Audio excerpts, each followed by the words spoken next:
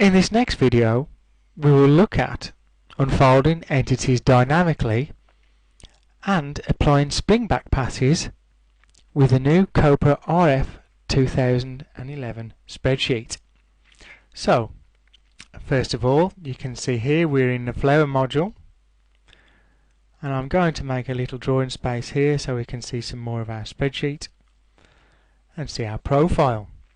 So now I'm going to draw a construction line on layer 0 vertically, and this position here and this position here to act as a guideline. And now we will scroll through the flower. Okay, so we can see we have access to both corners here, but no longer in the next pass can we access entity 4. So we want to now unfold this entity dynamically.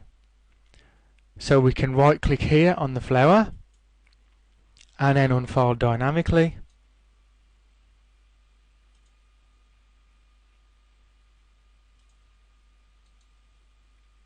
Here you can see we have the possibility to change the increment of unfolding. So now I will adjust this to 1 millimeter, and then you can see the value here, minus 8.5. By using the toggle, this will now change to 7.5 or more.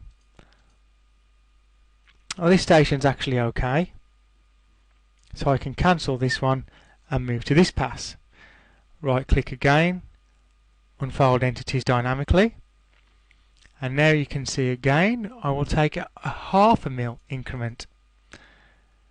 So now use the toggle switches down, and you can see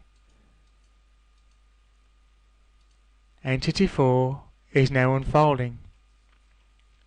Now it's important that once I apply this, that all of the following angles will change, because we're working with a parametric spreadsheet. So we have to tick this box here to preserve this geometry. Now you can see we have access. Maybe we could unfold a little bit more, and then we can apply. You'll now see, as we tick the box, the geometry here is preserved, as it's an identical angle to the right hand side, as per the bend sequence we applied. So now the flower will look like this. So that's how you can use dynamic unfolding. Previously this was not possible within Spreadsheet. This is a feature of COPRA RF 2011.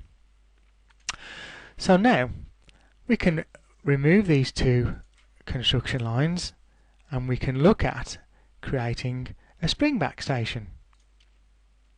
Okay, so I'm going to focus here, right click and insert a pass. So now you can see I have my calibration station and my finished profile. So I would like to now overbend entities 2, 4, 15 and 17, and I've highlighted these by holding down the Control key and left mouse clicking. Now if I'm to right mouse click, I can create a spring back. Here you'll see the new spring back dialog box. So now I have to select the type of spring back I would like. Well, I'm going to specify a user defined one, and that means I want to overbend all of these entities that you can see highlighted here by 2 degrees. I can now set for all, and you can see all of the dialogues have now been populated with this. I also had the auto comp box ticked, and now when I click OK, you'll see my geometry has been preserved, and each of the stations in the calibration pass have been overbent. I'll now save this, and I can update this, because now this station is no longer calibrating, it's an overbending pass, and the final station will be the calibration station. So here I'm updating the station attributes. accordingly. Now click OK. Now here you'll see we don't have any axes data for the new inserted pass. So now we go to the previous station, we right click and edit, and now we specify 280 millimeters, and we want to use this distance for all stations. Now hit OK,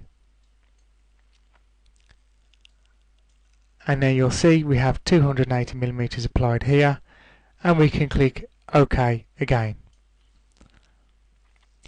So we've now have an overbend station, and then we begin to unfold our flower. There is just a small amount of entity joining to apply from this station here. So let's switch on the straights, hide the arcs, and we can see it's entity 3, 4 and 5 in this pass. Actually I need to see the arcs 3, 4 and 5, right click and join entities, and now on the opposite side 12 to 14. Essentially I'm now tidying the flower in preparation for some roll design. So yes, save the CSP file, create an archive, and again this is now the optimized flower.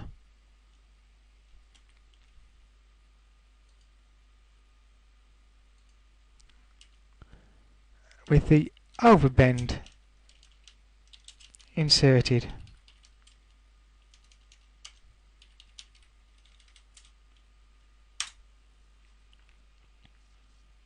So you can see we now have 23 stations in our flower.